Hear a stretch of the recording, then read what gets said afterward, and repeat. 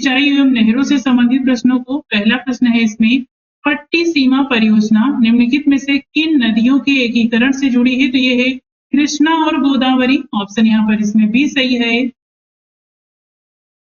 एक तरफ नहर परियोजना है, एक तरफ अवस्थिति है, मिलान करके बताना है कौन सा सुमेलित नहीं है।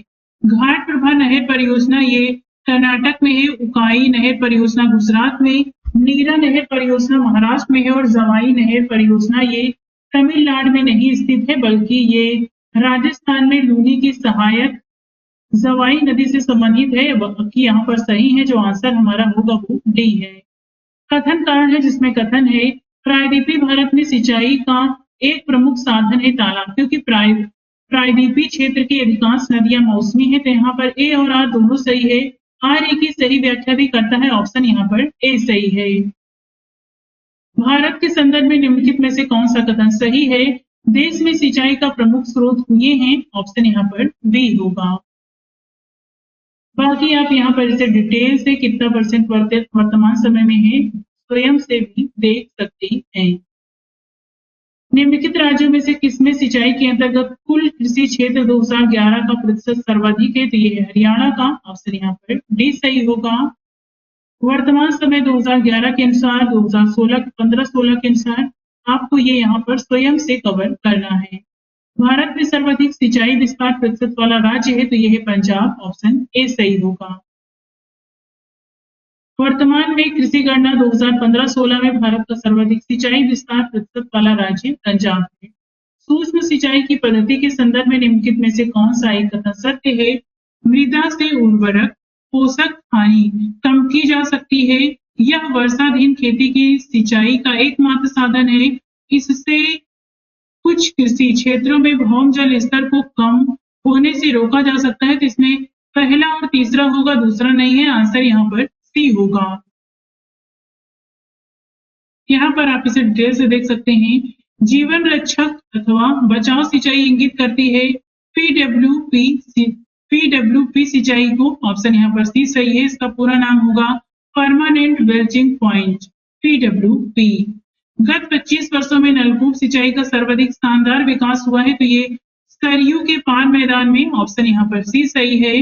नेक्स्ट है, भारत के किस राज्य में सर्वाधिक सिंचाई नलकूपों से होती है? तो ये उत्तर प्रदेश। ऑप्शन यहाँ पर डी सही है।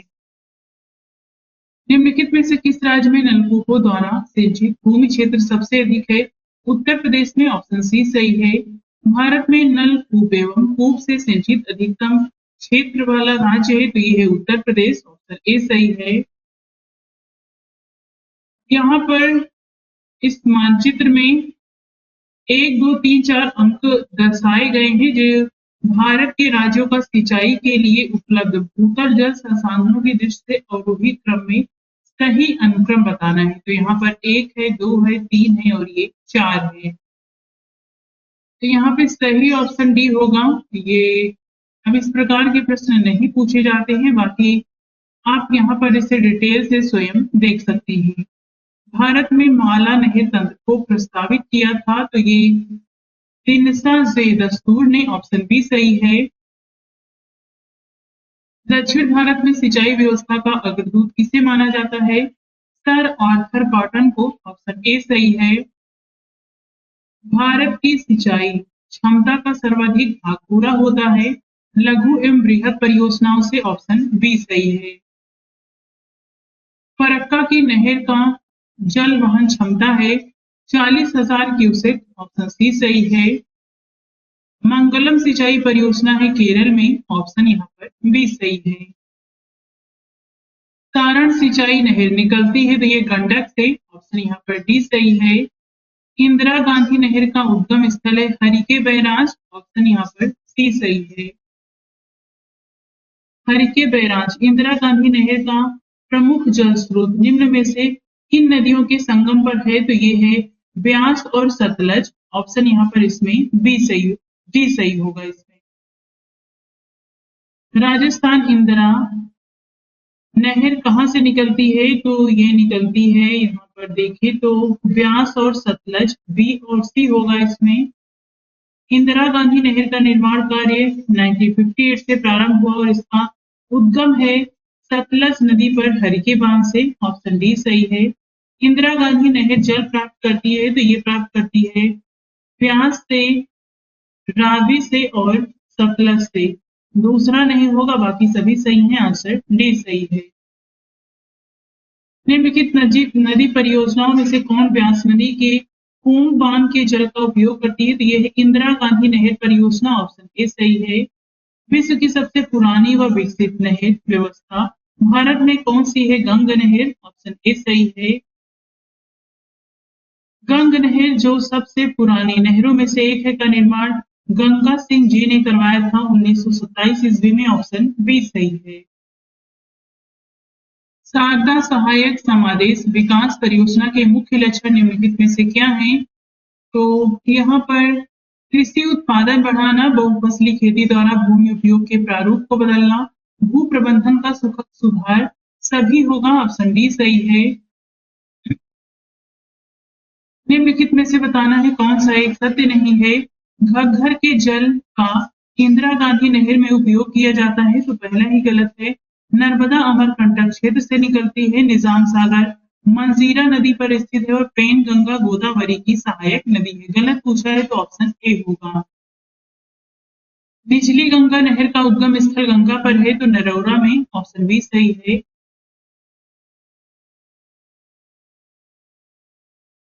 अगला प्रश्न है निम्नलिखित नहर प्रणालियों में से किससे बिहार के क्षेत्र में सिंचाई होती है तो ये है त्रिवेणी नहर, ऑप्शन यहाँ पर बी सही है। त्रिवेणी नहर का निर्माण निम्नलिखित में से किस नदी पर किया गया है तो ये है गंडक, ऑप्शन सी सही है। हरियाली एक नई योजना है तो ये बंजर भूमि के विकास के लिए है, ऑप्शन बी सही है। हरियाली योजना संबंधित है जल प्रबंधन से, ऑप्शन डी सही है।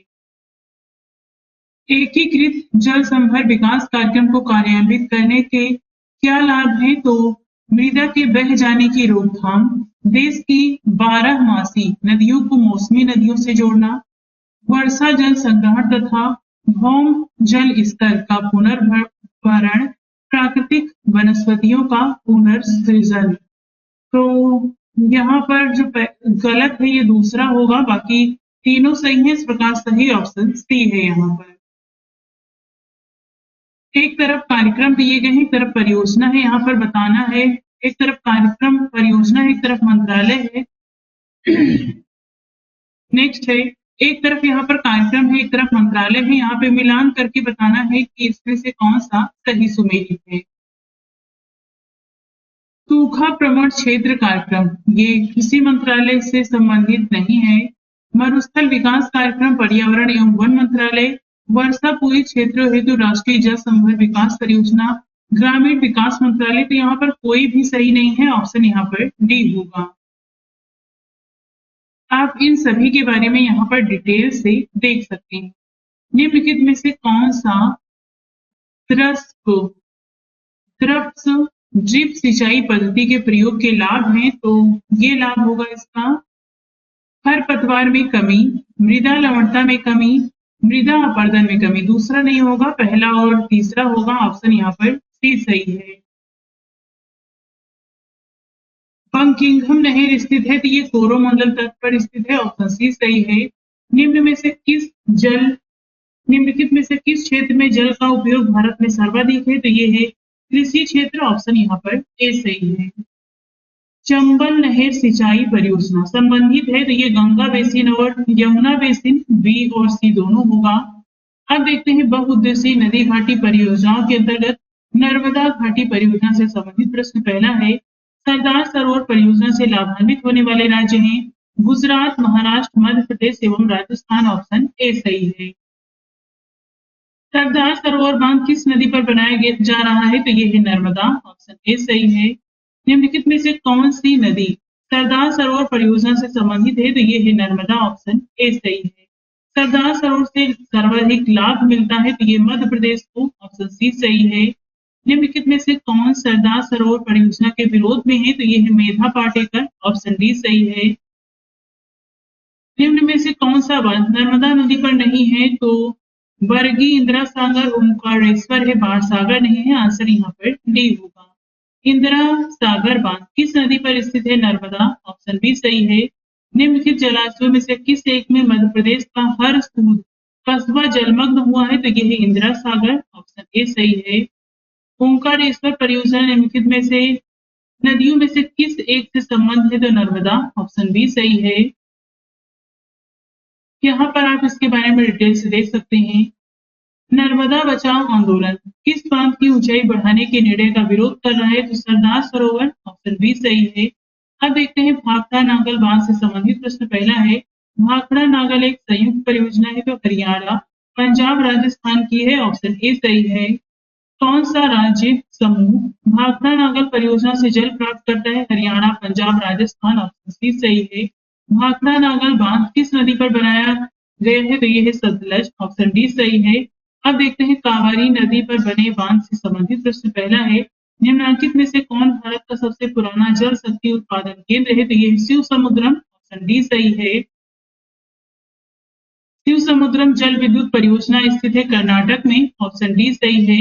कावेरी नदी के जल बंटवारे का विवाद किन राज्यों से संबंधित है? तो ये है तमिलनाडु, कर्नाटक, केरल तथा पुडुचेरी, ऑप्शन यहाँ पर डी सही होगा। तमिलनाडु एवं कर्नाटक का जल विवाद संबंधित है, तो कावेरी से, ऑप्शन यहाँ पर बी सही है।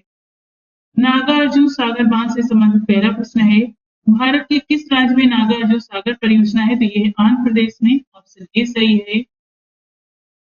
नागार्जुन सागर परियोजना जिस नदी पर अवस्थित है? तो ये है कृष्णा, ऑप्शन डी सही है। नागार्जुन सागर स्थित है कृष्णा नदी पर। नागार्जुन सागर बहुउद्देशीय परियोजना किस नदी पर है? कृष्णा नदी पर। नागार्जुन बांध स्थित है? तो ये स्थित है आंध्र प्रदेश में, ऑप्शन बी सही है। हीराकुंड बांध से संबंधित प्रश्न है। हीराकुंड बांध कौन सी नदी पर बनाया गया है? तो ये है महानदी, ऑप्शन सी सही है। महानदी पर निर्मित बांध का नाम क्या है? तो ये है हीराकुंड, ऑप्शन सी सही है। चंबल घाटी परियोजना से संबंधित पहला प्रश्न है चंबल नदी पर कौन सा बांध निर्मित है? गांधी सागर, ऑप्शन सी सही है। निम्नलिखित नदी घाटी परियोजनाओं में से किस एक का लाभ एक से अधिक राज्य को प्राप्त होता है? तो यहाँ पर चंबल नदी घाटी परियोजना से राजस्थान एवं मध्य प्रदेश लाभान्वित हैं। मयूराक्षी परियोजना से भी पश्चिम बंगाल एवं झारखंड राज्य लाभान्वित होते हैं। हीराकुंड बांध से उड़ीसा तथा शरावती परियोजना से कर्नाटक राज्य को लाभ प्राप्त होता है। तो यहाँ पर जो सही आंसर होगा वो ए और बी दोनों हो सकते हैं। गांधी सागर बांध निम्नलिखित में से किस एक का भाग है? चंबल परियोजना, ऑप्शन ए सही है। निम्नलिखित में से कौन चंबल घाटी योजना से संबंधित नहीं है? तो ये होगा, इसमें आपसे नहीं पूछा है। गांधी सागर है और जवाहर सागर है, गोविंद सागर और गोविंद वल्लभ पंत सागर नहीं है। तीसरा चौथा होगा, ऑप्शन सी सही है। इसके बारे में डिटेल से यहाँ देख सकते हैं। निम्नलिखित में से कौन सा जलाशय चंबल नदी पर बना है? तो ये राणा प्रताप सागर, ऑप्शन बी सही है। टिहरी बांध परियोजना से संबंधित पहला प्रश्न है टिहरी बांध उत्तराखंड प्रदेश में निर्माण किया जा रहा है, तो भागीरथी नदी पर, ऑप्शन ए सही है। टिहरी जल विद्युत परियोजना निम्नलिखित में से किन नदियों पर बनाई गई है? तो ये भागीरथी एवं भिलांगना, ऑप्शन यहाँ पर भागीरथी भिलांगना के संगम पर भागीरथी जाती है, इस तरफ से भिलांगना आती है, तो इसके संगम पर यहाँ पे बनाया गया है। आंसर यहाँ पर डी होगा। टिहरी पन बिजली कॉम्प्लेक्स निम्नलिखित में से किस नदी पर अवस्थित है? तो ये है भागीरथी, ऑप्शन बी सही है।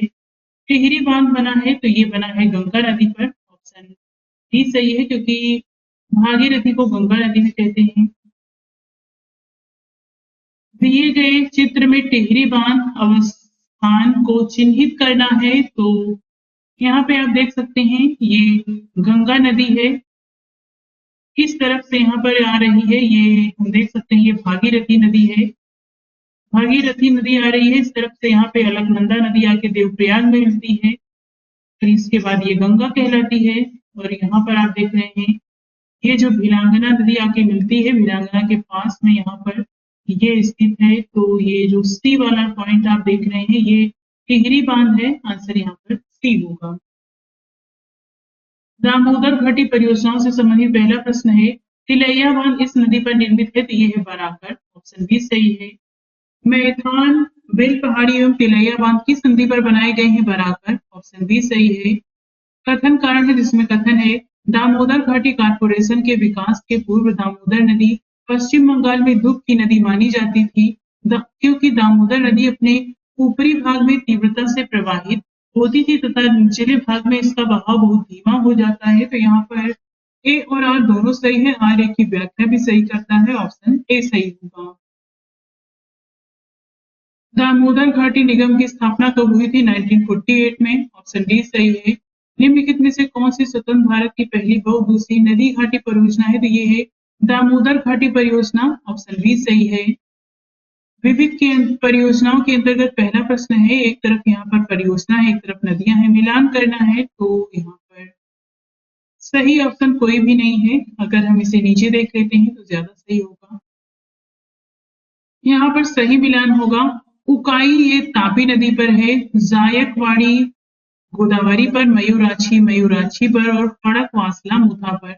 इसके बारे में कुछ डिटेल पॉइंट यहाँ पर दिए गए हैं जो आपको यहाँ से स्वयं से कवर करना है।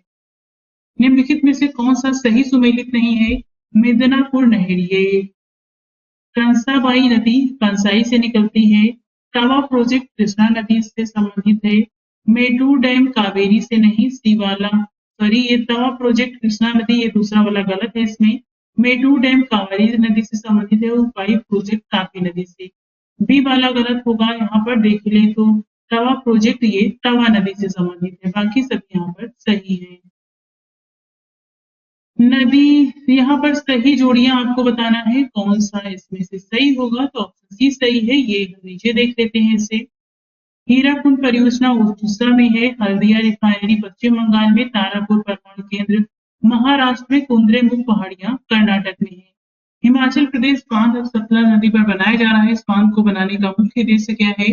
भाखड़ा बांध में आने वाली तलछट मिट्टी को रोकना, ऑप्शन यहाँ पर ए सही है। निम्नलिखित जल विद्युत परियोजनाओं में से कौन सी परियोजना भारत ने भूटान के सहयोग से बनाई है? चूका बांध, ऑप्शन सी सही है। एक तरफ परियोजना है, एक तरफ अवस्थिति है, मिलान करके बताना है कौन सा सही है, तो यहाँ पर ऑप्शन बी होगा। नीचे देख लेते हैं। भाखड़ा परियोजना सतलज नदी पर, हीराकुंड महानदी, इडुक्की परियार नदी और नागार्जुन सागर परियोजना कृष्णा नदी पर स्थित है। निम्नलिखित परियोजनाओं में से कौन तमिलनाडु, आंध्र प्रदेश तथा कर्नाटक का संयुक्त कार्य है? तो ये है तेलुगु गंगा, ऑप्शन यहाँ पर डी सही है। तेलुगु गंगा परियोजना से किस नहर को पानी मिलेगा? तो ये है मद्रास, सॉरी, किस शहर को पानी मिलेगा? मद्रास, ऑप्शन बी सही है। बहुउद्देशीय नदी घाटी परियोजनाओं को आधुनिक भारत के मंदिर किसने कहा था? तो जवाहरलाल नेहरू, ऑप्शन बी सही है। एक तरफ नदियां हैं, एक तरफ बांध है, मिला करके इसमें बताना है कि कौन सा सही है, तो यहाँ पर सही ऑप्शन बी होगा। नीचे देखते हैं। अलमट्टी बांध है कृष्णा नदी पर, मेटूर बांध कावेरी, गांधी सागर बांध चंबल नदी और सरदार सरोवर बांध नर्मदा नदी पर स्थित है। अलमट्टी बांध किस नदी पर है? कृष्णा, ऑप्शन यहाँ पर सी सही होगा। सूची 1 का सूची 2 से मिलान करना है, सही ऑप्शन ए होगा। तो ये हम नीचे देख लेते हैं। मेटूर संबंधित है, तमिलनाडु में है, मयूराक्षी पश्चिम बंगाल में, नागार्जुन सागर ये आंध्र प्रदेश, वर्तमान में आंध्र प्रदेश तथा तेलंगाना की सीमा पर है और हीराकुंड बांध ये ओडिशा में स्थित है। एक तरफ बहुउद्देशीय परियोजना, एक तरफ नदियां दी गई हैं, इनका मिलान करके बताना है क्या सही होगा, तो सही ऑप्शन इसमें सी होगा। ये हम नीचे देख लेते हैं, यहाँ पर थोड़ा सा डिटेल से देख लेते हैं। इडुक्की बांध परियोजना केरल राज्य में पेरियार नदी पर है। मादा टीला बांध परियोजना बेतवा नदी पर उत्तर प्रदेश एवं मध्य प्रदेश की संयुक्त परियोजना है। नागार्जुन सागर बांध परियोजना कृष्णा नदी पर आंध्र प्रदेश एवं तेलंगाना की सीमा पर है और पोचमपाद परियोजना गोदावरी नदी पर तेलंगाना राज्य में स्थित है। सूची 1 का सूची 2 से मिलान करना है, एक तरफ नदी घाटी योजना है, एक तरफ नदी दी गई है, तो यहाँ पर सही ऑप्शन यहीं पर हम देख लेते हैं। शिव समुद्रम ये कावेरी नदी पर स्थित है। नागार्जुन सागर ये स्थित है कृष्णा नदी पर। जायकवाड़ी स्थित है, तो ये है गोदावरी और टिहरी स्थित है भागीरथी नदी पर। इस प्रकार सही ऑप्शन यहाँ पर ए होगा। निम्नलिखित कथनों पर विचार करके सही उत्तर बताना है। यहाँ पे 4 ऑप्शन में से कौन सा सही है। रिहंद बांध सोन नदी की एक सहायक नदी पर है। हीराकुंड बांध महानदी पर है। तुंगभद्रा परियोजना आंध्र प्रदेश एवं कर्नाटक का संयुक्त उपक्रम है। मैथान बांध दामोदर नदी की एक सहायक नदी बराकर पर है। यहाँ पर चारों ही सही है, ऑप्शन यहाँ पर डी सही होगा। कालपोंग जल विद्युत परियोजना अवस्थित है, तो ये अंडमान एवं निकोबार द्वीप समूह में, ऑप्शन ए सही है। भारत में सबसे पुराना जल विद्युत स्टेशन है, तो ये सिद्राबाग में, ऑप्शन यहाँ पर डी सही है। भारत में प्रथम जल विद्युत संयंत्र की स्थापना की गई दार्जिलिंग में, ऑप्शन ए सही है। एक तरफ बांध दिए गए, एक तरफ प्रदेश से मिलान करके बताना है कौन सा सही है, तो यहाँ पे सही ऑप्शन ए होगा। नीचे देखते हैं इसे। फरक्का बैराज परियोजना पश्चिम बंगाल राज्य में गंगा नदी पर निर्मित की गई। इसका उद्देश्य शुष्क मौसमों में हुगली नदी को जल परिवहन योग्य बनाए रखना है। घाट प्रभा परियोजना घाट प्रभा नदी पर कर्नाटक राज्य में निर्मित की गई है। हीराकुड बांध परियोजना महानदी पर ओडिशा राज्य में निर्मित की गई है। काकड़ा पार परियोजना गुजरात राज्य में ताप्ती नदी पर निर्मित की गई है। एक तरफ बांध परियोजना, एक तरफ राज्य है, मिलान करके बताना है कौन सा सही होगा। तो रिहन परियोजना ये स्थित है उत्तर प्रदेश में। उकाई ये स्थित है गुजरात में। हीराकुड स्थित है उड़ीसा में। कोयना है महाराष्ट्र में। इस प्रकार सही ऑप्शन यहाँ पर ए सही है। निम्नलिखित में से कौन सा सही सुमेलित नहीं है, तो यहाँ पर गोविंद सागर सतलज पर है। कोलेरू ये कृष्णा पर नहीं है। उकाई जलाशय ताप्ती पर और वूलर झील ये झेलम में स्थित है, झेलम नदी पर है। तो यहाँ पर गलत पूछा है, तो ये बी होगा। कालागढ़ बांध किस नदी पर बना हुआ है? रामगंगा, ऑप्शन यहाँ पर डी सही है। तवा परियोजना कहाँ से संबंधित है? होशंगाबाद, ऑप्शन सी सही है। पोंग बांध किस नदी पर बनाया गया है? तो ब्यास, ऑप्शन यहाँ पर डी सही है। मेजा बांध का निर्माण हुआ है कोठारी नदी पर, ऑप्शन यहाँ पर ए सही है। तुलबुल परियोजना का संबंध है झेलम नदी पर, ऑप्शन सी सही है। तुलबुल परियोजना किस नदी पर बनाई गई है? झेलम, ऑप्शन बी सही है। बगलिहार पावर प्रोजेक्ट जिसके विषय में पाकिस्तान द्वारा विश्व बैंक के समक्ष विवाद उठाया गया, भारत द्वारा जिस नदी पर बनाया जा रहा है ये है चिनाब नदी, ऑप्शन सी सही है। बगलिहार पन विद्युत परियोजना जो हाल ही में चर्चित रही है स्थित है जम्मू कश्मीर में, ऑप्शन ए सही है। एक तरफ यहाँ पर सिंचाई परियोजना है, एक तरफ राज्य है, बताना है कौन सा इसमें से सही सुमेलित है। दमन गंगा सिंचाई परियोजना गुजरात में, गिरना महाराष्ट्र में और पांबा सिंचाई परियोजना केरल में, तीनों ही सही हैं। यहाँ पर सही आंसर डी होगा। तपोवन और विष्णुगढ़ जल विद्युत परियोजनाएं कहाँ अवस्थित है? तो उत्तराखंड में है, ऑप्शन सी सही है। महाकाली संधि निम्न में से भारत और किस देश के मध्य है? तो ये है नेपाल, ऑप्शन बी सही है। निम्नांकित में से कौन सा एक सुमेलित नहीं है? कलपक्कम तमिलनाडु में, राणा प्रताप सागर मध्य प्रदेश में नहीं है, नरोरा उत्तर प्रदेश में और तारापुर महाराष्ट्र में। यहाँ पर जो बी वाला है ये गलत दिया गया है क्योंकि ये मध्य प्रदेश में नहीं बल्कि राजस्थान में स्थित है और ये चंबल नदी पर बना है। मीठे पानी की कल्पसर परियोजना स्थित है गुजरात में, ऑप्शन ए सही है। निम्न में से कौन सा सुमेलित नहीं है? माही बसा सागर परियोजना गुजरात एवं राजस्थान में है। चंबल परियोजना राजस्थान, पंजाब एवं हरियाणा, तो ये गलत दिया गया है बी वाला। ब्यास परियोजना राजस्थान, पंजाब, हरियाणा में है। इंदिरा गांधी नहर परियोजना राजस्थान एवं पंजाब में है। ये जो चंबल परियोजना का संबंध है राजस्थान और मध्य प्रदेश राज्य से है। निम्नलिखित में से किस एक राज्य में सुईल नदी परियोजना स्थित है? तो ये है यहाँ पर हिमाचल प्रदेश, ऑप्शन यहाँ पर डी सही है। एक तरफ शक्ति परियोजना है, एक तरफ राज्य है, मिलान करके बताना है कौन सा सही है, कौन सा सुमेलित नहीं है। तो यहाँ पर सी वाला गलत है, इन सबको हम नीचे डिटेल से देख लेते हैं। जवाहर सागर शक्ति परियोजना ये राजस्थान में है। नागार्जुन सागर आंध्र प्रदेश तथा तेलंगाना की सीमा पर है। शिव समुद्रम कर्नाटक में और गांधी सागर मध्य प्रदेश में है। कौन सा सुमेलित नहीं है ये बताना है, तो यहाँ पर जो गलत है ये सी होगा। नीचे देख लेते हैं इसे। नागल बांध परियोजना ये सतलज नदी पर, सरदार सरोवर नर्मदा, नागार्जुन सागर कृष्णा और हीराकुंड बांध महानदी पर है। तीस्ता लो डैम प्रोजेक्ट तृतीय तीस्ता नदी पर प्रस्तावित है। इस प्रोजेक्ट का स्थल है पश्चिम बंगाल में, ऑप्शन यहाँ पर बी सही है। तीस्ता जल विद्युत परियोजना किस राज्य में स्थित है? सिक्किम, ऑप्शन डी सही है। एक तरफ बहुउद्देशीय परियोजना है, एक तरफ संबंधित नदी है, मिलान करना है, तो यहाँ पर सही ऑप्शन सी होगा। ये आप स्वयं करिएगा। नीचे देख लेते हैं इसे। रिहन परियोजना ये रिहंद-सोन की सहायक नदी पर है, रानी लक्ष्मीबाई बांध परियोजना बेतवा पर, टिहरी बांध परियोजना भागीरथी और रामगंगा परियोजना ये रामगंगा नदी पर। उत्तर प्रदेश में रानी लक्ष्मीबाई बांध परियोजना निर्मित है बेतवा नदी पर, ऑप्शन बी सही है। दुलहस्ती हाइड्रो पावर स्टेशन किस नदी पर अवस्थित है? ये है चेनाब, ऑप्शन बी सही है। निम्नलिखित में से कौन सा एक युग्म सही सुमेलित नहीं है? सी वाला गलत है, बाकी हम नीचे देख लेते हैं। दुलहस्ती परियोजना चिनाब नदी पर, इंदिरा गांधी नहर सतलज, नागार्जुन सागर कृष्णा और उकाई ये ताप्ती नदी पर है। एक तरफ जलाशय है, एक तरफ राज्य है, मिलान करके बताना कौन सा सही है, तो ऑप्शन यहाँ पर डी होगा। नीचे देखते हैं इसे।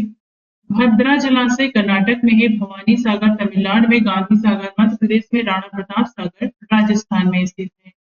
इसमें बताना है कौन सा सही सुमेलित नहीं है। सरदार सरोवर बांध नर्मदा नदी पर, तिलैया बांध कोनार नदी पर नहीं है, बल्कि ये अगर मैं कह दूं तो ये सच में तो ये बराकर नदी पर स्थित है। यहाँ पे आप इसे नीचे देख सकते हैं। गांधी सागर बांध चंबल नदी पर और नागार्जुन सागर बांध ये कृष्णा नदी पर स्थित है। निम्नलिखित युग्मों में से कौन सा सुमेलित नहीं है? नागल बांध सतलज नदी पर, सरदार सरोवर परियोजना नर्मदा नदी पर, नागार्जुन सागर गोदावरी नदी पर नहीं है, हीराकुड बांध ये महानदी पर स्थित है। ये कई बार हम पढ़ चुके हैं, कृष्णा नदी पर है नागार्जुन सागर। गोविंद बल्लभ पंत सागर जलाशय स्थित है उत्तर प्रदेश में, ऑप्शन यहाँ पर ए सही है। गोविंद बल्लभ सागर स्थित है यूपी में। एक तरफ नदियां हैं, एक तरफ बांध है, मिला करके बताना है कौन सा सही है, तो यहाँ पे सही ऑप्शन डी होगा। नीचे देखते हैं। बेतवा नदी पर माता टीला बांध है, महानदी पर हीराकुंड बांध, चंबल नदी पर गांधी सागर बांध, ताप्ती नदी पर काकड़ा पारा बांध। माता टीला बांध किस नदी पर स्थित है? ये है बेतवा, ऑप्शन डी सही है। मंडल परियोजना किन दो राज्यों की संयुक्त परियोजना है? उत्तर प्रदेश और बिहार की, ऑप्शन यहाँ पर ए सही है। निम्न में से कौन सा राज्य प्रस्तावित किसाऊ बांध परियोजना से लाभान्वित होंगे? तो इसके बारे में अगर हम देखें तो उत्तराखंड लोक सेवा आयोग द्वारा जारी उत्तर पत्रक में इसका जो सही उत्तर है वो भी चयनित किया गया था। यहाँ पर आप इसे भी देख सकते हैं, उत्तराखंड व हिमाचल प्रदेश। लेकिन इसके बारे में हम देख लेते हैं।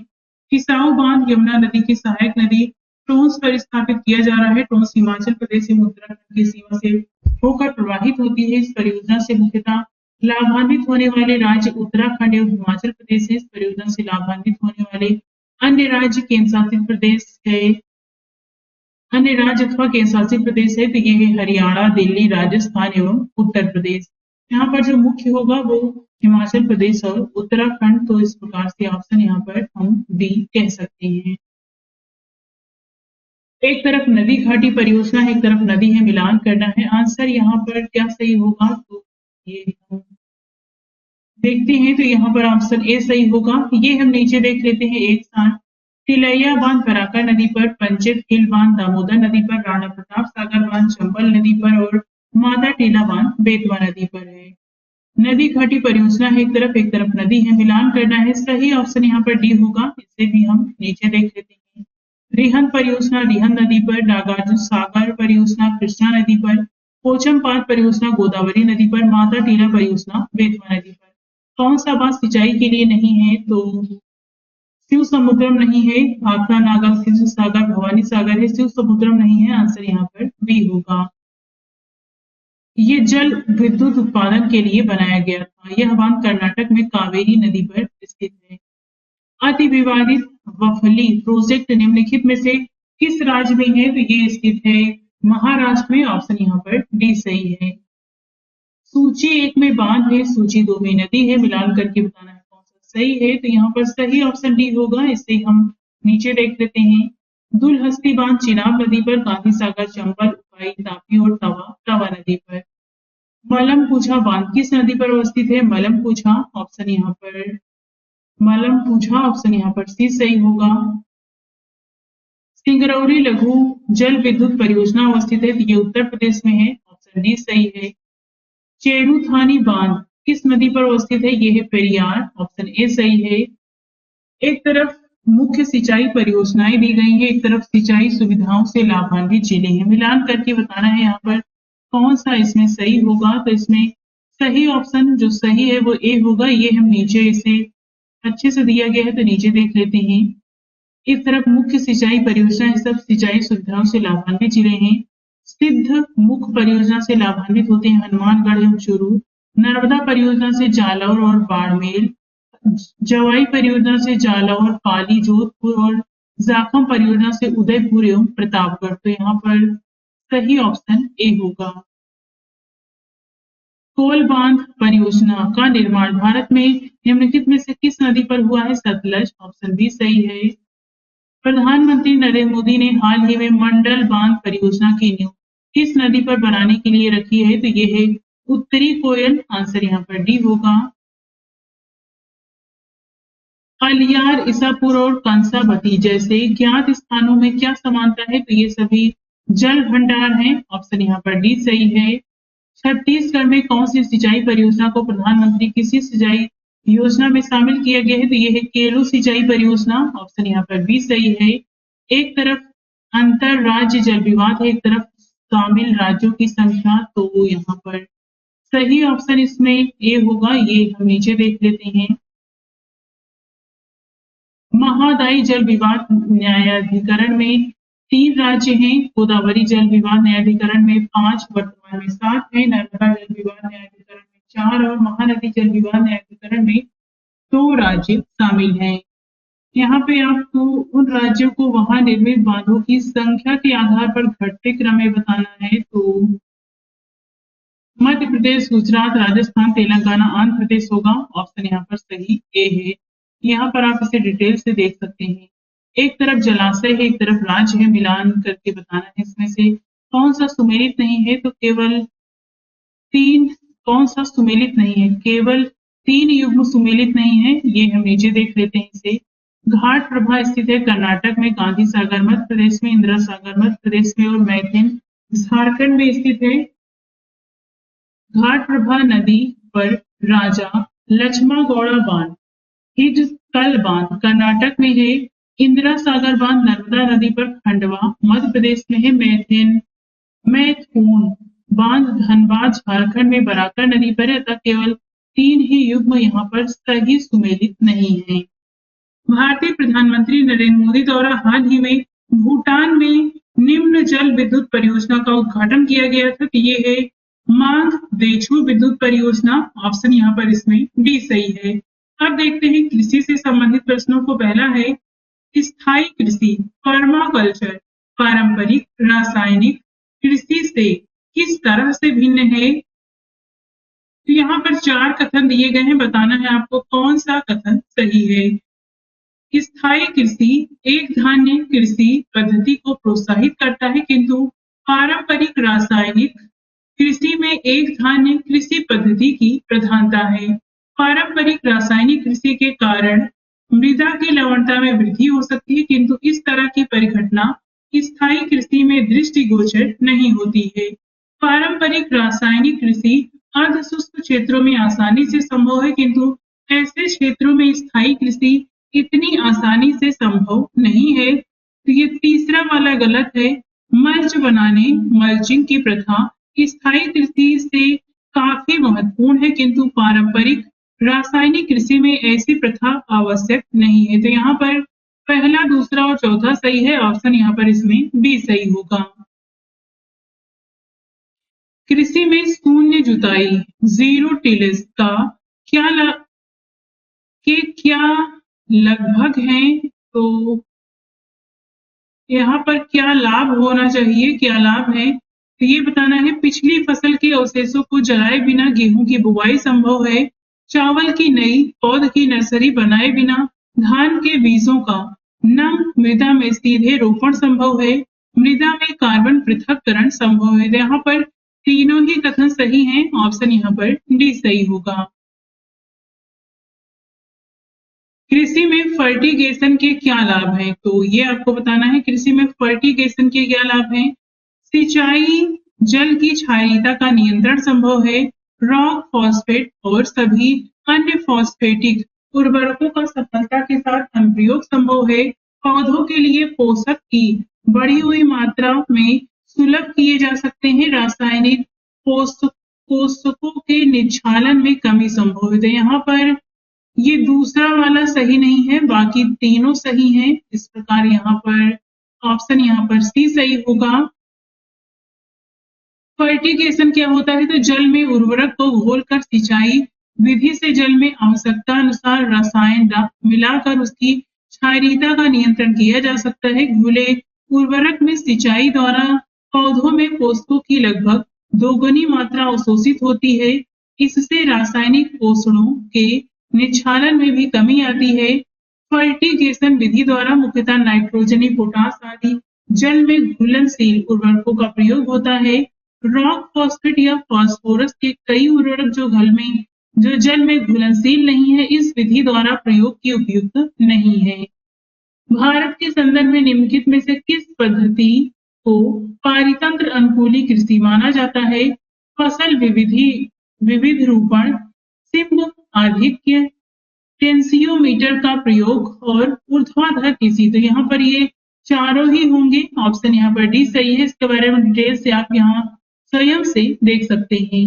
भारतीय कृषि का इतिहास किसने लिखा? तो ये हैं एम.एस. रंधावा। ऑप्शन यहाँ पर इसमें डी सही है। यहाँ पे 3 कारण कथन दिए गए हैं, इनमें से बताना है कौन सा इसमें से सही है। भारत को 20 कृषि जलवायु प्रदेशों में बांटा गया है, तो पहला वाला सही होगा। भारत को नहीं, यहाँ पर आपसे सही पूछा है तो ये 20 में नहीं बांटा गया है बल्कि 15 में बांटा गया है, तो पहला वाला गलत होगा।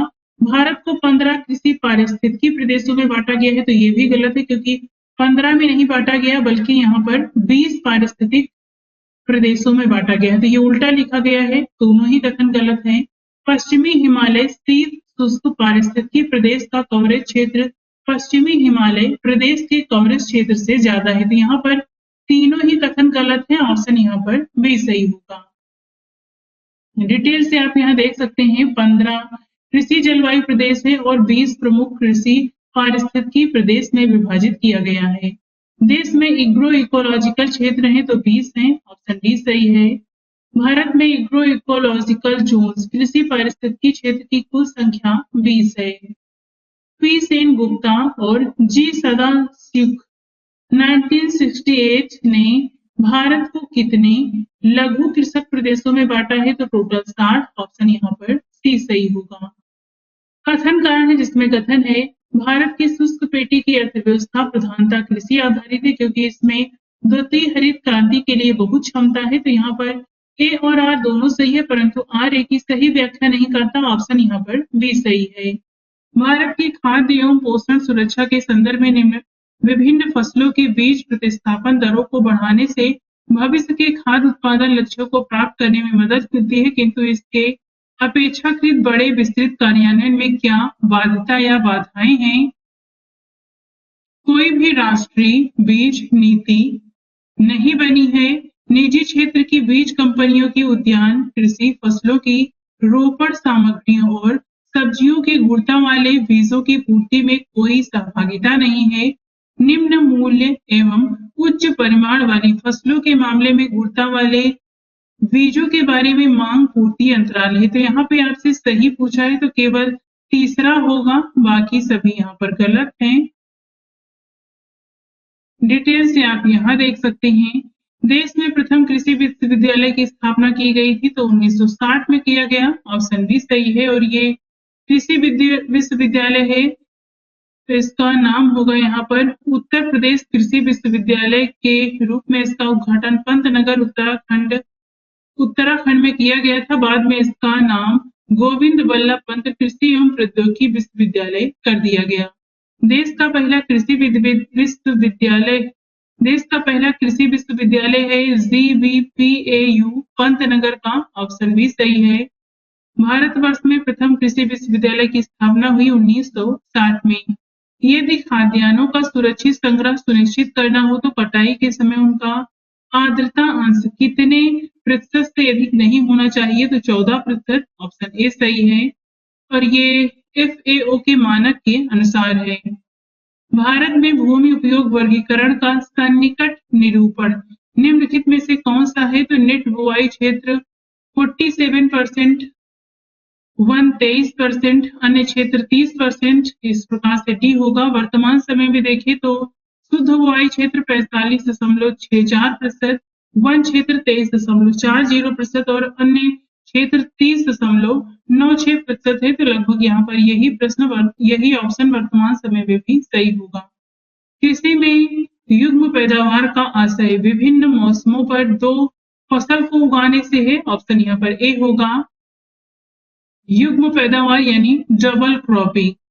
निम्नलिखित में से कौन सी मिश्रित खेती की प्रमुख विशेषता है? तो पशुपालन और शस्य उत्पादन को एक साथ करना। ऑप्शन सी सही है।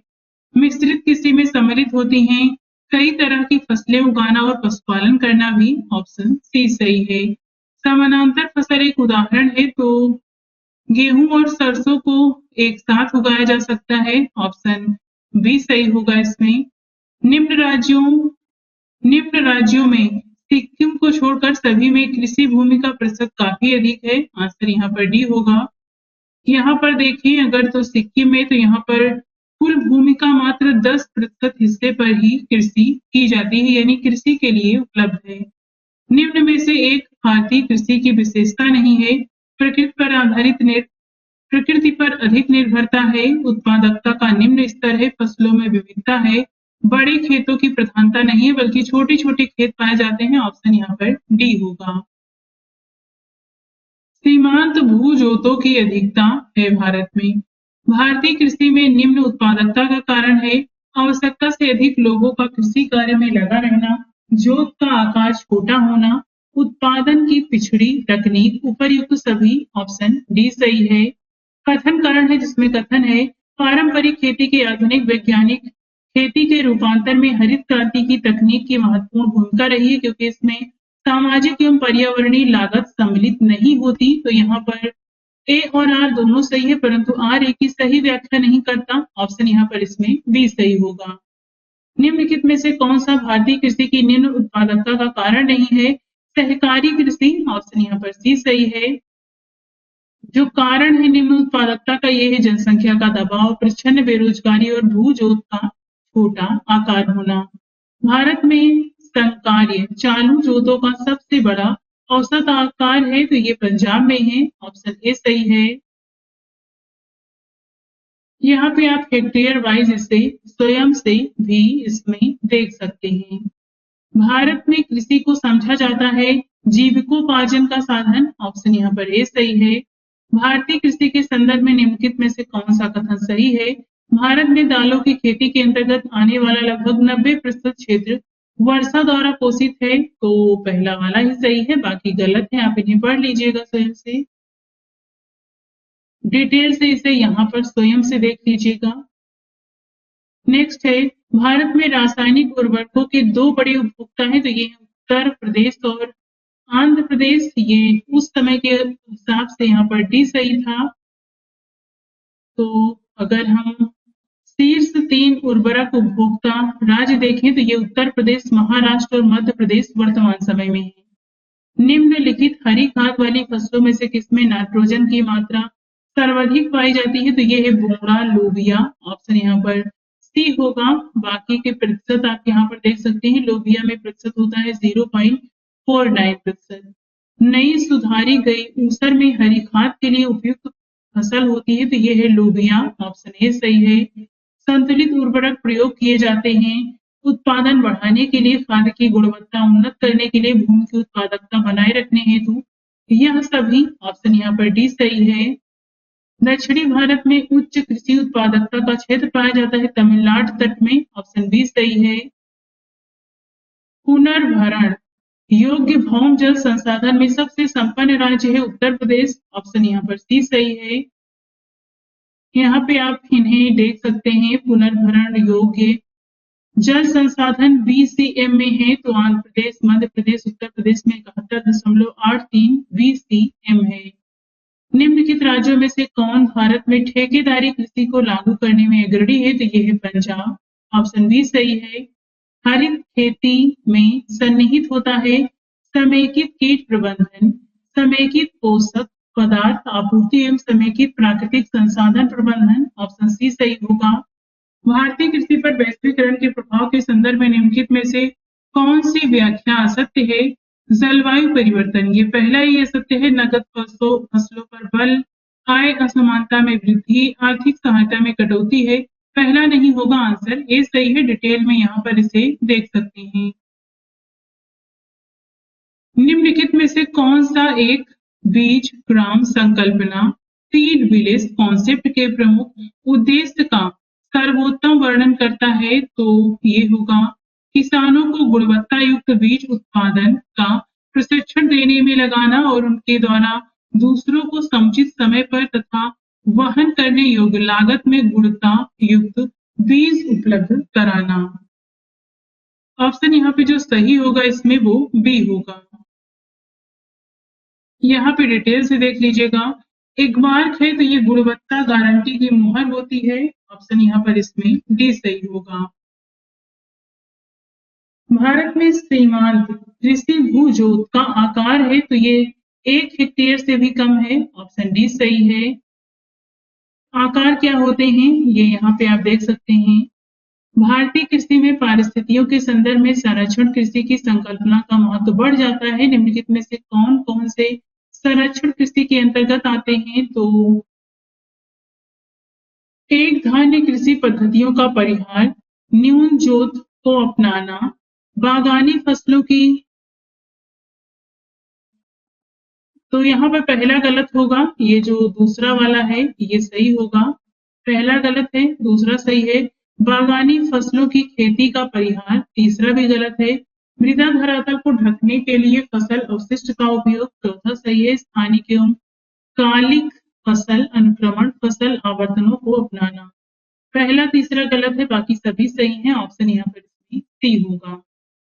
यहाँ पे आप इसे संरक्षण कृषि के बारे में डिटेल से खुद से पढ़ सकते हैं। नेक्स्ट है, निम्न में से कौन सा एक कृषि में उत्पादकता बढ़ाने का रास्ता है? तो दिए गए विकल्पों में सभी कृषि उत्पादकता बढ़ाने के रास्ता है। ये है कुशल सिंचाई, कीटनाशकों का प्रयोग, उर्वरक का प्रयोग और गुणवत्ता युक्त बीजों का प्रयोग करना। कृषि जनगणना 2015-16 के संदर्भ में बताना है कौन सा यहाँ पर सही है। लघु और सीमांत किसान कुल किसानों का 86.2% है, जबकि केवल 47.3% फसल क्षेत्र कुल फसल क्षेत्र के मालिक हैं। राज्यवार कृषकों की कुल संख्या के आधार पर महाराष्ट्र तीसरे स्थान पर है। राज्यवार कुल जोती गई भूमि क्षेत्रफल के आधार पर राजस्थान प्रथम स्थान पर है। यहाँ पर तीनों ही कथन सही हैं। ऑप्शन यहाँ पर इसमें ए होगा। अब देखते हैं हरित क्रांति से संबंधित प्रश्न। पहला है, हरित क्रांति नई कृषि व्यूह रचना का परिणाम थी जो 20वीं सदी में प्रारंभ की गई थी 7वें दशक के दौरान। सही ऑप्शन यहाँ पर इसमें बी होगा। सही ऑप्शन इसमें यहाँ पर बी होगा। सदाबहार क्रांति भारत में कृषि उत्पादन बढ़ाने के लिए प्रयोग में लाई गई थी एम.एस. स्वामीनाथन के द्वारा। ऑप्शन यहाँ पर भी सही है। नॉर्मन अर्नेस्ट बोरलॉग जो हरित क्रांति के जनक माने जाते हैं, किस देश के हैं? तो ये संयुक्त राज्य अमेरिका के हैं। ऑप्शन ए सही होगा। विश्व में हरित क्रांति के जनक हैं Norman E Borlaug. Option A सही है। हरित क्रांति से गहरा संबंध रहा है डॉक्टर स्वामीनाथन का। ऑप्शन यहाँ पर ए सही है। हरित क्रांति का अभिप्राय है उच्च उत्पाद वैरायटी प्रोग्राम। ऑप्शन यहाँ पर सी सही है।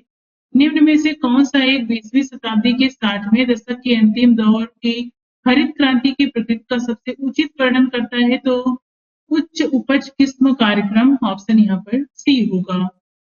हरित क्रांति संबंधित है तो गेहूं उत्पादन से। ऑप्शन सी सही है।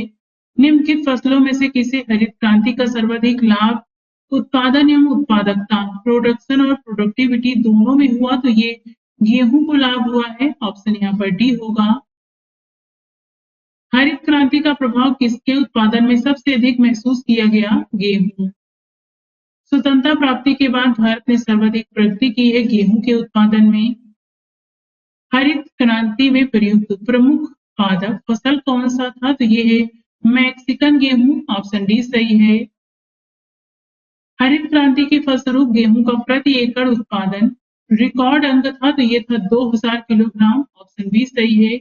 वर्तमान समय में देखें तो ये हरित क्रांति के फलस्वरूप गेहूं की पैदावार प्रति हेक्टेयर 3,507 किलोग्राम प्रति हेक्टेयर तक पहुंच गई है। द्वितीय हरित क्रांति भारत में द्वितीय हरित क्रांति के संबंध में बताना है। यहाँ पे 4 कथन दिए गए, इनमें से कौन सा सही है। इसका लक्ष्य हरित क्रांति से पूर्व में ही लाभान्वित हो चुके क्षेत्रों में गेहूं एवं चावल के उत्पादन में और वृद्धि करना है। इसका लक्ष्य हरित क्रांति से अब तक लाभान्वित न हो सकने वाले क्षेत्रों में बीज, पानी, उर्वरक तकनीक का विस्तार करना है। इसका लक्ष्य हरित क्रांति के प्रारंभ में प्रयुक्त हो चुकी फसलों को छोड़कर अन्य फसलों के उत्पादन में वृद्धि करना है। तो यहाँ पर छोड़ना कहीं लिखा नहीं गया है। इसका लक्ष्य पशुपालन, सामाजिक वानिकी तथा मत्स्य पालन के साथ शस्य उत्पादन का समाकलन करना है। तो यहाँ पर दूसरा चौथा होगा, ऑप्शन सी सही है। इसमें डिटेल से आप यहाँ पर इसे देख सकते हैं। यहाँ पर आपको बताना है कि हरित क्रांति के घटक चुनना है। तो उच्च उत्पादन देने वाली किस्म के बीज, सिंचाई, ग्रामीण विद्युतीकरण, ग्रामीण सड़कें और विपणन चारों होंगे। ऑप्शन यहाँ पर इसमें डी सही है। कथन कारण दिया गया है, जिसमें कथन है भारत में हरित क्रांति के फलस्वरूप खाद्यान्नों के उत्पादन में वृद्धि हुई है, क्योंकि भारत में हरित क्रांति के परिणाम स्वरूप क्षेत्रीय समानताओं में वृद्धि हुई है। यहाँ पर ए और आर दोनों सही है, परंतु आर ए की सही व्याख्या नहीं करता। ऑप्शन ए सही होगा। इंद्रधनुषी क्रांति का संबंध है श्वेत क्रांति से, हरित क्रांति से, नीली क्रांति से, उपर्युक्त सभी से। ऑप्शन डी सही है। सूची 1 का सूची 2 से मिलान करना है। तो यहाँ पे ऑप्शन ए होगा, ये हम नीचे देख लेते हैं। खाद्य उत्पादन में वृद्धि से संबंधित है हरित क्रांति, दुग्ध उत्पादन से संबंधित है श्वेत क्रांति, मत्स्य पालन, नीली क्रांति, उर्वरक के लिए होता है भूरी क्रांति, गुलाबी क्रांति संबंधित है प्याज से। ऑप्शन डी सही होगा। काली क्रांति संबंधित है तो ये कच्चा तेल उत्पादन से, यानी कि यहाँ पर कच्चा तेल पेट्रोलियम से। ऑप्शन सी होगा। क्रांति है, एक तरफ मिलान करना है, तो यहाँ पर सही ऑप्शन सी होगा। ये हम नीचे देख लेते हैं। गोल्डन क्रांति बागवानी से संबंधित है, बागवानी एवं शहद उत्पादन से। ग्रे क्रांति यानी भूरी क्रांति उर्वरक उत्पादन से। पीली क्रांति तिलहन उत्पादन से और काली ब्लैक क्रांति पेट्रोलियम उत्पादन से संबंधित है। यहाँ पे बताना है कौन सा सुमेलित नहीं है। सुनहरी क्रांति उद्यान से, श्वेत क्रांति दूध से, नीली क्रांति ये मछली से संबंधित है और हरित क्रांति किसी से। इस प्रकार गलत वाला सी होगा। नीली क्रांति संबंधित है मत्स्य पालन से। ऑप्शन डी होगा। नीली क्रांति संबंधित है मत्स्य पालन से। नीली क्रांति संबंधित है मत्स्य पालन से। नीली क्रांति संबंधित है तो मत्स्य पालन से। Blue revolution. नीली क्रांति संबंधित है मछली पालन से। जीरो टिल बीज एवं उर्वरक ड्रिल विकसित किया गया था जी.बी. पंत कृषि एवं प्रौद्योगिकी विश्वविद्यालय पंतनगर में। ऑप्शन यहाँ पर बी होगा। निम्नलिखित में से कौन कृषि के संदर्भ में सही सुमेलित नहीं है। सफेद क्रांति दूध, सुनहरी उद्यान, हरित क्रांति अनाज, नीली क्रांति मुर्गी नहीं मछली। तो यहाँ पर डी वाला गलत होगा, बाकी सभी सही हैं। निम्नलिखित में से कौन सा एक फसल व्यापारिक नहीं है। तो गन्ना, केला, कपास होता है, बाजरा नहीं है। ये सभी बेचने के लिए यानी व्यापार करने के लिए ही पैदा की जाती हैं। तो बाजरा खाने के लिए भी पैदा होता है। तो ऑप्शन यहाँ पर डी है। खाद्यान्न फसलों के अंतर्गत सबसे पहले देखते हैं रबी की फसलों से संबंधित प्रश्न। पहला है किन महीनों में रबी की फसल की बुआई की जाती है। तो ये अक्टूबर से नवंबर में। ऑप्शन यहाँ पर सी होगा। यहाँ पे आप इन सभी फसलों की खरीफ, जायद फसलें और किस फसल में बुआई होती है ये आप स्वयं से देख लीजिए। निम्नलिखित में से कौन सी एक रबी की फसल है। तो ये है सरसों। ऑप्शन डी होगा। जो फसलें ठंडी में बोई जाती हैं, रबी की फसलों को बोया जाता है तो अक्टूबर से नवंबर तक। ऑप्शन ए सही होगा।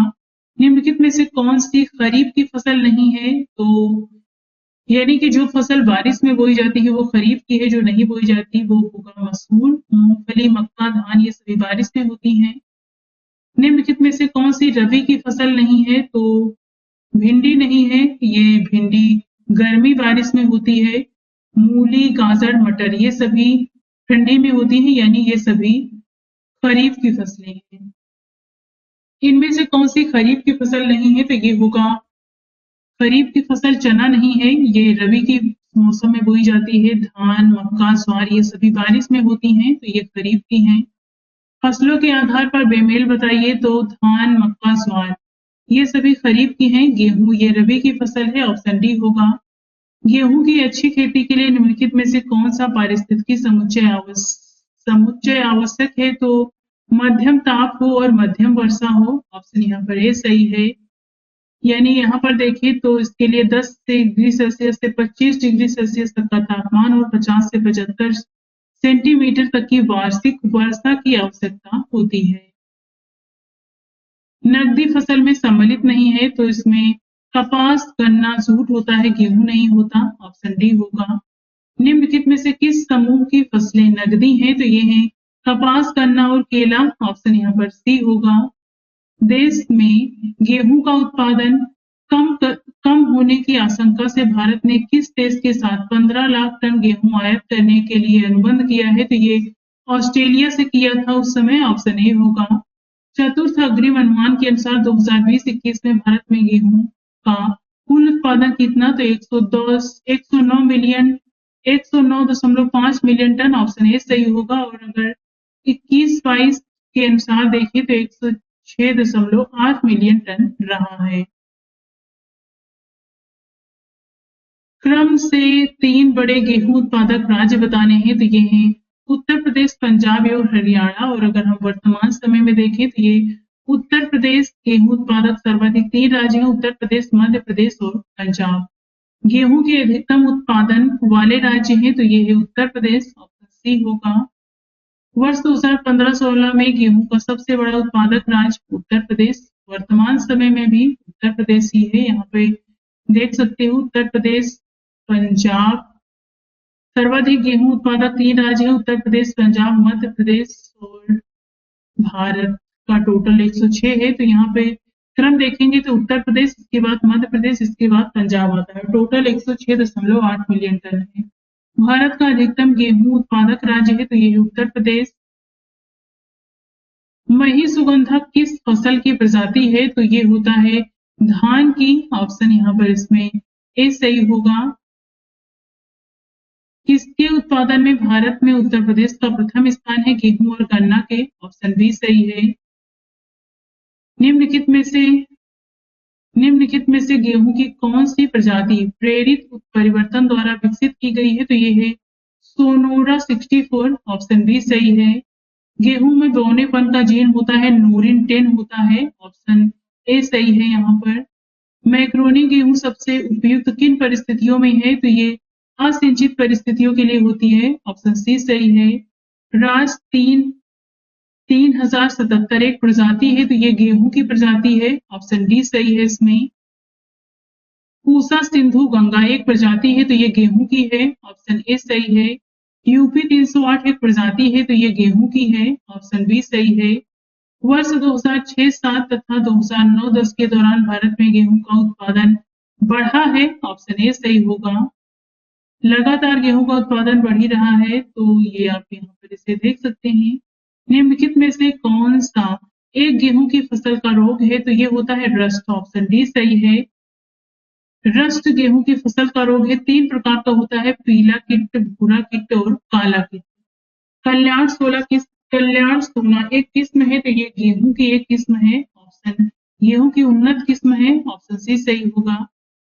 भारत में फसलों की अधिक पैदावार वाली निम्न किस्मों पर विचार करना है, बताना है कौन सा गेहूं की किस्में हैं। तो अर्जुन होता है और सोनालिका, ये पहला और चौथा होगा, ऑप्शन यहाँ पर सी होगा। ये जया और पद्मा जो दी गई हैं, ये धान यानी चावल की किस्में हैं। गेहूं के साथ 2 फसली के लिए अरहर की उपयुक्त किस्म होती है यूपीएएस 120, ऑप्शन यहाँ पर इसमें सी सही है। यूपीएएस 120। यहाँ पे 4 कथन दिए गए हैं, बताना इसमें से कौन सा कथन सही है। भारत में गेहूं का सर्वाधिक उत्पादन उत्तर प्रदेश में होता है। उत्तर प्रदेश में अधिकतम क्षेत्रफल वाली फसल धान और गेहूं है। एक प्रसार कर्मी के लिए राजनैतिक योग्यता आवश्यक नहीं है। गेहूं की सिंचाई के लिए पुष्प लगने की अवस्था सर्वाधिक क्रांतिक अवस्था है। तो ये पुष्प लगने का नहीं, उसके पहले ही 20 से 25 दिन के बीच में मध्य में किया जाता है। तो चौथा वाला गलत है, बाकी तीनों सही हैं। ऑप्शन यहाँ पर डी होगा।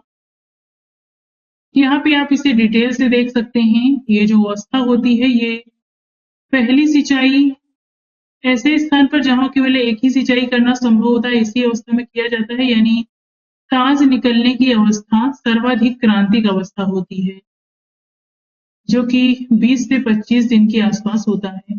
क्रिटिकल निम्न में से किन दो के बीच संकर क्रॉस होता है? तो ये गेहूं और राई के बीच का है। ऑप्शन यहाँ पर डी होगा। कथन कारण है, जिसमें कथन दिया गया है पंजाब, हरियाणा, उत्तर प्रदेश भारत के प्रमुख गेहूं उत्पादक राज्य हैं, क्योंकि सुअपवाहित उर्वर भूमि शीतकाल में 10 से 15 डिग्री सेल्सियस तापमान एवं लगभग 75 सेंटीमीटर औसत वार्षिक वर्षा गेहूं के उत्पादन के लिए आवश्यक है। ए और आर दोनों सही है। आर ए की सही व्याख्या भी करता है। ऑप्शन यहाँ पर इसमें ए सही होगा। करनाल बंट एक बीमारी होती है गेहूं की। ऑप्शन डी सही है। मैक्रोनी गेहूं का वानस्पतिक नाम क्या है? ट्रिटिकम जियोरम होता है। ऑप्शन सी सही है। निम्नलिखित में से कौन सा पदार्थ शाकनाशी है? तो ये है ब्यूटाक्लोर, ये शाकनाशी होता है। ऑप्शन डी सही है। खरीफ की फसलों से संबंधित प्रश्न है। पहला है, धान की उत्पत्ति हुई थी तो ये दक्षिण पूर्व एशिया में हुई थी। ऑप्शन बी सही है। कृषि की धान गहनता प्रणाली का, जिसमें धान के खेतों का बारी बारी से क्लेदन और शुष्कन किया जाता है, का क्या परिणाम होता है? तो बीज की कम आवश्यकता होती है, मीथेन का कम उत्पादन होता है, बिजली की कम खपत होती है, क्योंकि पानी कम लगता है। तो ऑप्शन तीनों होगा। ऑप्शन यहाँ पर डी सही है। डिटेल से आप यहाँ पर इसे देख सकते हैं। निम्नलिखित फसलों पर विचार करके बताना है कौन सी खरीफ की फसलें हैं। तो यहाँ पर गेहूं जो है ये रबी की फसल है, मूंगफली, कपास, धान खरीफ की फसलें होती हैं। ऑप्शन यहाँ पर सी सही होगा। चावल की खेती के लिए आदर्श जलवायु परिस्थितियां हैं 100 सेंटीमीटर से ऊपर वर्षा और 25 डिग्री सेल्सियस से ऊपर ताप। ऑप्शन ए सही होगा। निम्नलिखित में से कौन सी एक खरीफ की फसल है? तो ये है सोयाबीन। ऑप्शन डी सही है। इनमें से कौन सी खरीफ की फसल नहीं है? तो सरसों खरीफ की नहीं है, ये रबी की फसल है। कपास, मक्का, मूंगफली ये सब खरीफ की फसलें हैं। निम्नलिखित में से कौन सी खरीफ की फसल नहीं है? तो ये होता है चना, ये रबी की फसल है। अरहर, तूर, मक्का और धान ये सभी खरीफ की फसल है। निम्नलिखित फसलों में से कौन एक भारत में प्रमुख खाद्यान्न है? तो ये होता है चावल। चावल की उत्पादन भारत में सबसे ज्यादा होता है। ऑप्शन यहाँ पर बी सही है। खेती के अंतर्गत खेती के अंतर्गत क्षेत्र के अनुसार भारत में सबसे महत्वपूर्ण खाद्य फसल कौन सी है? तो ये है चावल, और चावल के बाद गेहूं आता है। भारत में निम्नलिखित में से किस फसल के अंतर्गत सर्वाधिक क्षेत्रफल है? तो ये है धान का। ऑप्शन यहाँ पर डी सही है। भारत में चावल की खेती के अंतर्गत सर्वाधिक क्षेत्र पाया जाता है उत्तर प्रदेश में। ऑप्शन सी सही है। भारत में प्रति हेक्टेयर चावल का औसत उत्पादन वर्ष 2013-14 में था, तो इसमें ऑप्शन ई सही होगा। अगर हम वर्तमान समय में देखें तो भारत में प्रति हेक्टेयर चावल का औसत उत्पादन 2021-22 के अनुसार 2809 किलोग्राम अनुमानित है। भारत के चावल के कटोरे क्षेत्र का नाम बताइए? तो ये है कृष्णा गोदावरी डेल्टा क्षेत्र। ऑप्शन बी सही है। निम्नलिखित राज्यों में से किसमें धान की उत्पादकता सर्वाधिक है? तो पंजाब में है। ऑप्शन ए सही है। कौन सी चावल की किस्म नहीं है? तो हंसा, जया, पद्मा होती है, ज्वाला नहीं है। ऑप्शन यहाँ पर सी सही है। ये जो ज्वाला है, ये ज्वाला, जठिया, मरु, बहार आदि ये मोठ की प्रजातियां होती हैं। बाकी यहाँ पर चावल की किस्में हैं यमुना, जमुना, करुणा, जया, कांची, जगन्नाथ, कृष्णा, कावेरी, हंसा, विजया, पद्मा, अन्नपूर्णा, बाला और रत्नावली। जया, पद्मा, कृष्णा किस धान्य सीरियल की उन्नत फसलें हैं? तो ये धान की होती हैं। अमन धान उगाया जाता है, ये जून जुलाई में। ऑप्शन बी सही है। पूसा सुगंधा 5 एक सुगंधित किस्म है, ये है धान की। ऑप्शन सी सही है। बारानी द्वीप किस फसल की किस्म है? तो ये है धान की, ऑप्शन सी सही है। निम्नलिखित में से कौन सी बासमती चावल की संकर प्रजाति है? तो ये है पूसा RH10, ऑप्शन ए सही होगा। बासमती चावल की रोपाई हेतु उपयुक्त बीज दर है 15 से 20 किलोग्राम प्रति हेक्टेयर, ऑप्शन सी सही होगा। कथन कारण है जिसमें कथन है पंजाब चावल का एक महत्वपूर्ण निर्यातक है क्योंकि यह प्रदेश चावल के उत्पादन में अग्रणी है। तो यहाँ पर ए सही है, कथन सही है, परंतु कारण गलत है, ऑप्शन यहाँ पर डी सही होगा। 2021-22 के अनुसार भारत में चावल का अग्रणी उत्पादक राज्य पश्चिम बंगाल है। इसके पश्चात क्रमशः उत्तर प्रदेश एवं पंजाब का स्थान आता है। भारत में निम्नलिखित में से कौन सा राज्य चावल का सबसे बड़ा उत्पादक है? तो ये है पश्चिम बंगाल। निम्नलिखित में से कौन सा एक जीव चावल की फसल के लिए जैव उर्वरक का कार्य करता है? तो ये होते हैं नील हरित शैवाल, ऑप्शन ए सही होगा। ब्लू ग्रीन एल्गी में आते हैं एजोस्पिरिलियम, फास्फोबैक्टीरिया, एजोला आदि ये चावल की प्रमुख फसल के लिए जैव उर्वरक होते हैं। कथन कारण है जिसमें कथन है भारत में पश्चिमी तट की तुलना में पूर्वी तट में धान की उत्पादन अधिक होता है क्योंकि भारत के पूर्वी तट पर पश्चिमी तट की तुलना में अधिक वर्षा होती है। तो यहाँ पर ये जो कथन दिया गया है ये सही है, लेकिन कारण गलत है। इस प्रकार ऑप्शन यहाँ पर सी सही है। विगत एक दशक में भारत में किस एक निम्नलिखित फसल के लिए प्रयुक्त कुल कृषि भूमि लगभग एक जैसी बनी है? तो ये है चावल के लिए, ऑप्शन ए सही होगा। बाकी क्षेत्रों का यहाँ पर कृषि क्षेत्र मिलियन हेक्टेयर में आप देख सकते हैं।